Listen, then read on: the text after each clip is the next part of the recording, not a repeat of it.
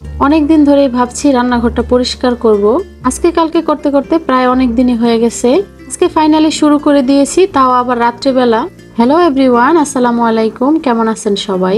আমার দিনের চাইতে রাত্রে কাজ করতে বেশি ভালো লাগে।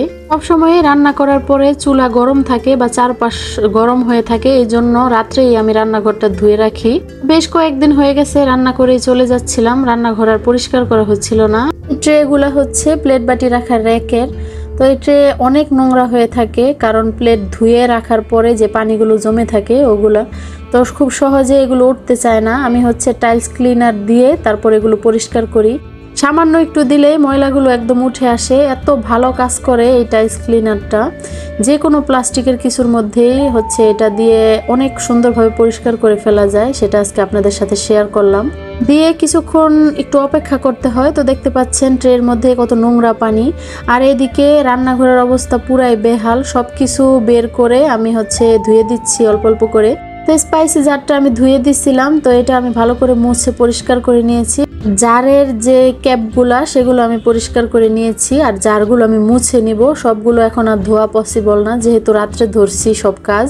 দেখতে পাচ্ছেন জারের উপরে কেমন নোংরা হয়ে গেছে। রান্নাঘরে যে কোনো জিনিস রাখলেই এরকম নোংরা হয়ে যায়, আর সেটা যদি বেশ কয়েকদিন হয়ে যায় তাহলে তো একদম আঠালো ভাব চলে আসে। আমি হচ্ছে একটা বোলের মধ্যে সাবানের পানি নিয়ে নিছি আর একটা কাপড় নিয়ে নিছি। তো এই কাপড়টা দিয়ে আমি একটু সামান্য মুছে নিলে চকচকে পরিষ্কার হয়ে যাচ্ছিল।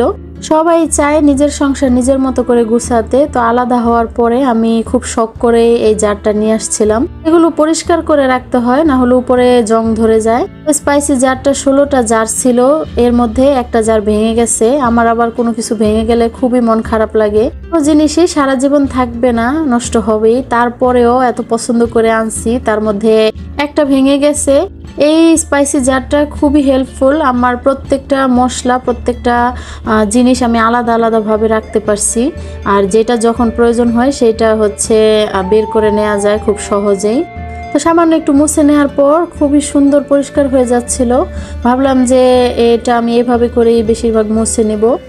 আর তো এই জারটার মধ্যে আমি গুঁড়া মশলার চাইতে আস্ত মশলাই বেশি রাখি, কারণ গুঁড়া মশলা খুব বেশি লাগে, যেমন হলুদ মরিচের গুঁড়া তো বারবার নিতে হয়। এই জন্য আমি হচ্ছে শুকনো মশলাগুলোই রাখছি। অনেকগুলো মশলার জারি খালি হয়ে গেছে, এগুলো আবার রেখে দিতে হবে। যেহেতু এগুলো আমি রান্নাঘরেই রাখি, তো রান্নাঘরের তো নোংরা হবেই, এটাই স্বাভাবিক। তো তার জন্য আমি একটা কাপড় কেটে নিছি এই স্পাইসি জারের মাপ দিয়ে একদম গোল করে। তো এই কাপড়টা আমি উপরে দিয়ে রাখি, তো উপরের যে সাইডটা ময়লাটা একটু কম হয়। যখন কাপড়টা ময়লা হয়ে যায় তখন আমি কাপড়টা ধুয়ে একদম ক্লিন করে রাখি। এই রাইস কন্টেনারটা নিয়েছিলাম নিউ মার্কেট থেকে, এত পছন্দ করে। এটা আনার পরে 2বার চেঞ্জ করছি। অনেকগুলো দোকান ঘুরে একটা দোকানে পাইছিলাম। এটার মধ্যে আমি নানান ধরনের ডাল রাখি, যদিও চাল রাখা হয় না, কারণ চালের জন্য খুব ছোট হয়ে যায়। রান্নাঘরের সব জিনিসই একসাথে কেনা হয়েছিল নিউ মার্কেট থেকে, সেটা অনেক আগে। তো এটা হচ্ছে এখন আমি ধুয়ে নিব। সবগুলো পার্ট বাই পার্ট খুলে নিচ্ছিলাম।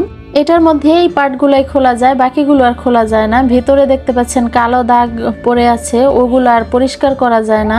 এটার মধ্যে আমি বিভিন্ন ধরনের ডাল আর ছোলা বুট রেখেছিলাম, তো ওইখানে হয়তোবা কিছু ডাল পড়ে আছে, আর অনেক দিন হয়ে যাওয়ার কারণে কালো হয়ে আছে। ওইখানে হাতও যায় না, আর কোনো কিছু দিয়ে পরিষ্কারও করা যায় না।